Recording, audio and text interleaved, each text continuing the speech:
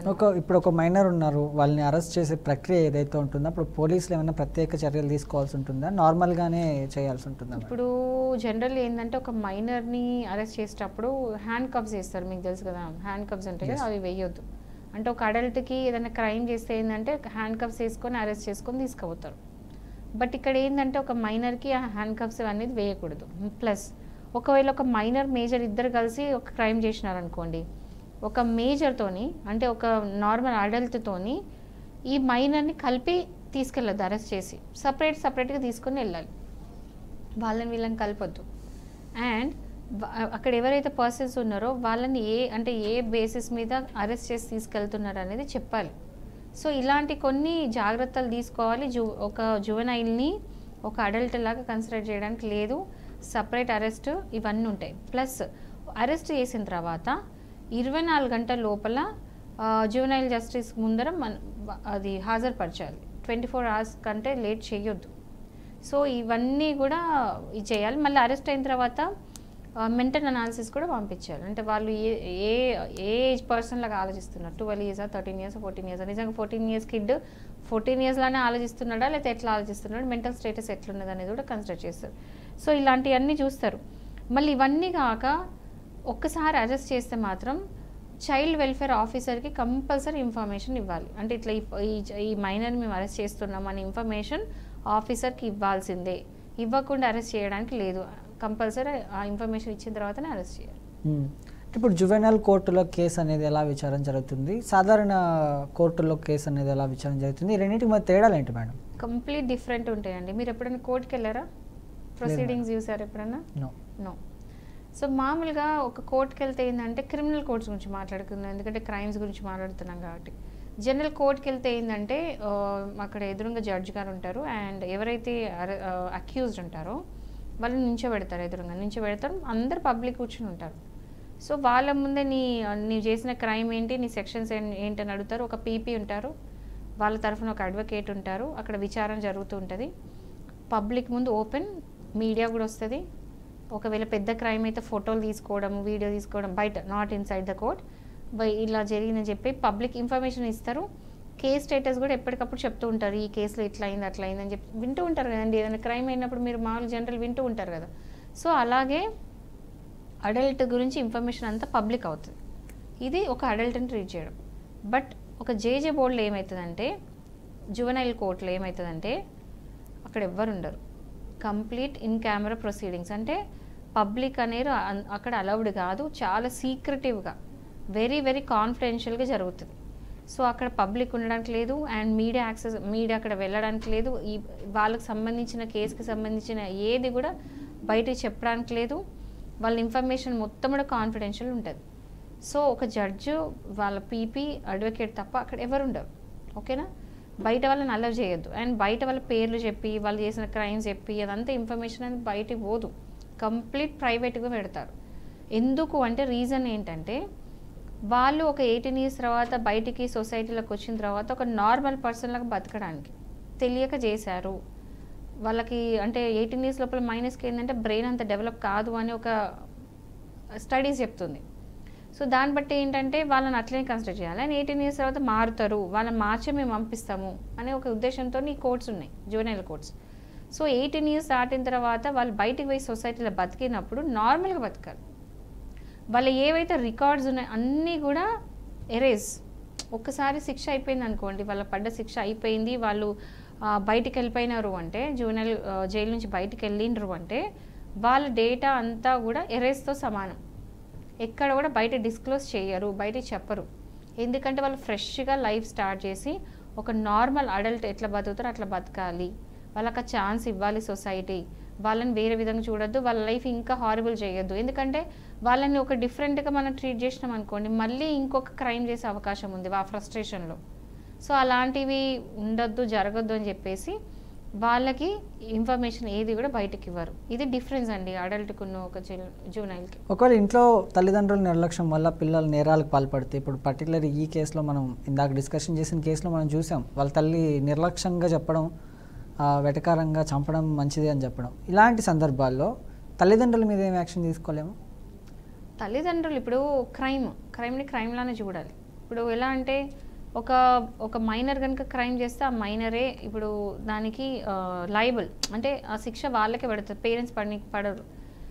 కానీ ఇప్పుడు ఒకవేళ ఎగ్జాంపుల్ ఎట్లా మాట్లాడదామంటే, ఒక మైనర్కి డ్రైవింగ్ లైసెన్స్ ఉండదు, బైక్ తీసుకొని వెళ్ళిండు, ఏదో యాక్సిడెంట్ అయింది, అప్పుడు మైనర్కి మాత్రం శిక్ష వేరు, వాళ్ళ పేరెంట్స్కి పడుతుంది శిక్ష. సో బికాజ్ ఏంటంటే వాళ్ళ బైక్ ఎందుకు ఇచ్చిండ్రు, లైసెన్స్ లేదు ఏం లేదు, ఒక మైనర్కి బైక్ ఎలా ఇచ్చారు అని చెప్పేసి అక్కడ శిక్ష మైనర్కి పడకుండా ఆ పనిష్మెంట్, ఆ ఫైన్ అనేది పేరెంట్స్కి పడుతుంది. అది మనకి ట్రాఫిక్ రూల్స్.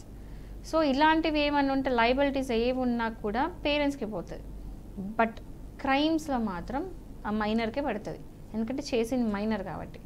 సో ఆ మైనర్ ఏం ఇంటెన్షన్తో, ఇప్పుడు సపోజ్ మీకు ఒకటి చెప్తానండి, ఒక మర్డర్ జరిగింది అనుకోండి, మర్డర్లో ఫస్ట్ చూసేది ఏంటో తెలుసా?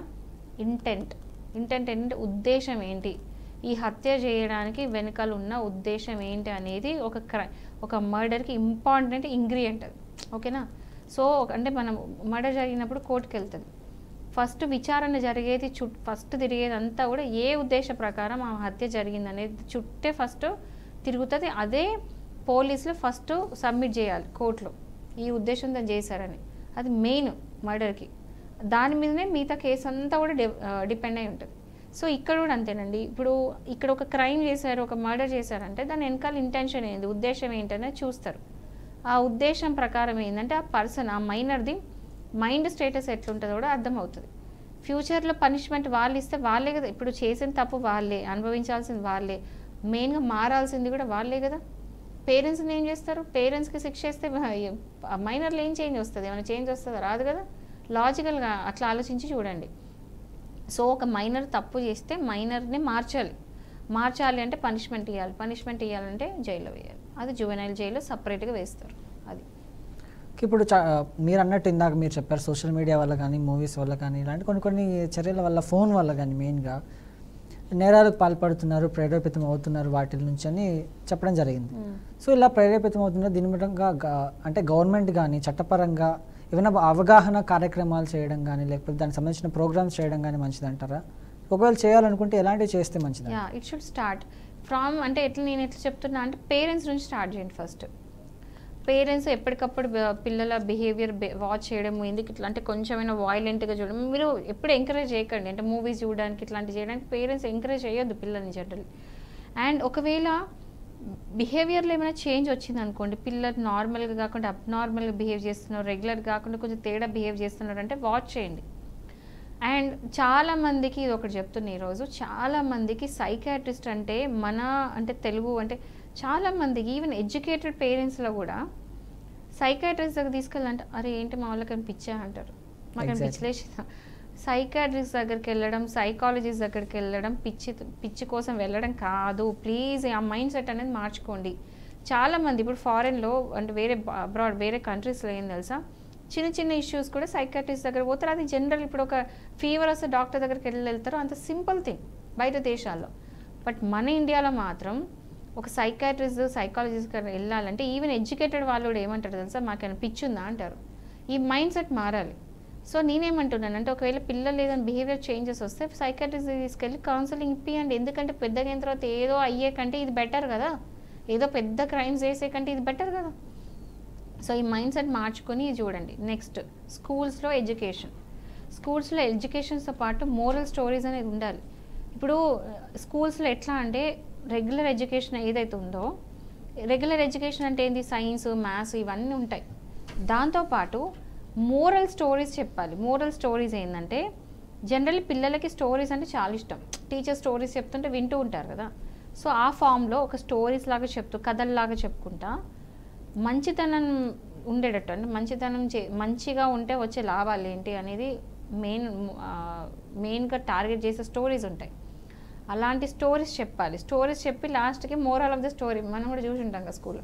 So moral of the story ఏంటంటే చెప్తారు పిల్లలు. ఇలాంటివి కొన్ని పెట్టాలి. ఇప్పుడు ఎట్లా అయిపోయిందంటే స్కూల్లో కమర్షియల్ అయిపోయి కంప్లీట్గా నేను ఓన్లీ మార్క్స్ మీద కాన్సన్ట్రేట్ చేస్తా, ర్యాంక్స్ మీద కాన్సన్ట్రేట్ చేస్తా అన్నట్టు ఉన్నారు. అది కాకుండా ఒక స్టూడెంట్ పెద్దగా అయిన తర్వాత ఒక మంచి సిటిజన్ కావడానికి స్కూల్స్ ఖచ్చితంగా హెల్ప్ఫుల్ ఉంటాయి అండ్ రెస్పాన్సిబుల్ కూడా ఉంటాయి. సో స్కూల్స్ అనేది పిల్లలకి రెగ్యులర్ ఎడ్యుకేషన్తో పాటు స్పోర్ట్స్తో పాటు ఈ మోరల్ స్టోరీస్ కూడా అంటే వాళ్ళ దాంట్లో వాల్యూస్ పెరిగేటట్టు మోరల్స్ పెరిగేటట్టు కూడా కొన్ని ఇంట్రడ్యూస్ చేయాలి కాలేజెస్లో స్కూల్స్లో. But schools are very important, ఎందుకంటే స్కూల్స్లోనే పిల్లలకి ఏంటంటే మైండ్ అనేది డెవలప్ అవుతుంది కాబట్టి స్కూల్స్లో పెట్టడం కరెక్ట్.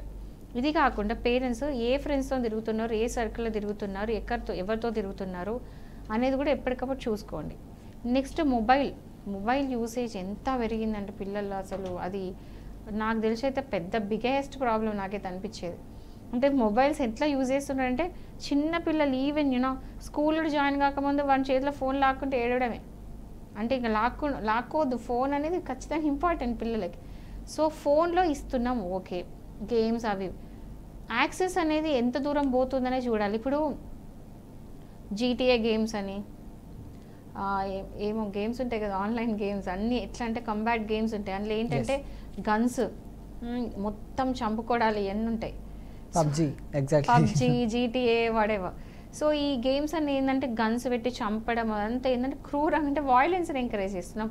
పాపం అని అనిపించదే. బయట ఆన్లైన్లో గేమ్స్ ఆడినట్టు బయట చంపడం పెద్ద ఈజీగా అంటారు, నాట్ దట్ ఈజీ. అండ్ వాళ్ళకి అది ఒక ఫ్యాంటసీ లాగా అనిపిస్తుంది కదా, అరే సూపర్ రా బాబు ఇట్లా చంపుతాం బయట చంపుతాం అనిపించే ఛాన్సెస్ ఉన్నాయి కదా. ఒక కేసు కూడా అయింది కదా నార్త్ ఇండియాలో. సో ఇలాంటి కొన్ని వాళ్ళ మైండ్లో కొంచెం మనం యాక్టివేట్ చేస్తున్నాం, సమ్వేర్ వాయిలెన్స్ని యాక్టివేట్ చేస్తున్నాం. ఇలాంటివన్నీ కట్ డౌన్ చేయాలి. ఇంకా ఇంతకుముందు ఒక కాల్ చేసినప్పుడు ఒకటి మెయిన్ చెప్పారు, ఓటీటీస్. ఓకేనా, అంటే ఓటీటీలో వచ్చే ఈ వెబ్ సిరీస్ మీకు తెలుసో తెలీదు, ఒక వెబ్ సిరీస్ చేయాలి అంటే మెయిన్ ఉండాల్సింది ఏంటో తెలుసా, అంటే ఒక ప్రొడ్యూసర్ వచ్చి వెబ్ సిరీస్కి డబ్బులు పెట్టాలంటే ఫస్ట్ చూసేది ఏంటో తెలుసా, ఎంత వాయిలెన్స్ పెడతారు ఫస్ట్ చూస్తారు. సెకండ్ ఎంత వల్గారిటీ పెడుతున్నారు, ఈ రెండు చూస్తారు. మీరు వాయిలెన్స్ వల్గారిటీ ఇంత పర్సంటేజ్ పెడితేనే నేను దీనికి స్పాన్సర్ చేస్తాను, నేను ప్రొడ్యూస్ చేస్తాను, ఇంత డబ్బులు ఇస్తాను అని చెప్తే చచ్చినట్టు మంచి డైరెక్టర్స్ కూడా ఇంత వాయిలెన్స్ పెడుతున్నారు, వల్గారిటీ పెడుతున్నారు. అండ్ దానికి రెస్ట్రిక్షన్స్ లేవు, సెన్సార్ బోర్డు లేదు. సో ఇవన్నీ కూడా రీజన్స్ అండి. సో ఈ ఓటీటీస్లో ఈ వెబ్ సిరీస్ అన్నీ కూడా చాలా రెస్పాన్సిబుల్, ఇలాంటి వాటికి ఇవన్నీ కూడా ఎఫెక్ట్ చేస్తున్నాయి పిల్లలకి. ఇవన్నీ కూడా కట్ డౌన్ చేసి సెన్సార్ బోర్డ్ కరెక్ట్ పనిచేయాలి. సరే సెన్సార్ బోర్డ్ పక్క పెడితే పేరెంట్స్ కూడా పిల్లలు ఏం చేస్తున్నారు ఫోన్లో అన్నీ చూసుకుంటూ ఉండాలి. అట్లా మరీ రెస్ట్రిక్ట్ చేయకండి, అది కూడా ఇంకో విధంగా అయిపోతుంది. ప్రేమతోనే అర్థమయ్యే విధంగానే పిల్లల్ని రెస్ట్రిక్ట్ చేయడం చాలా కరెక్ట్. ఎస్.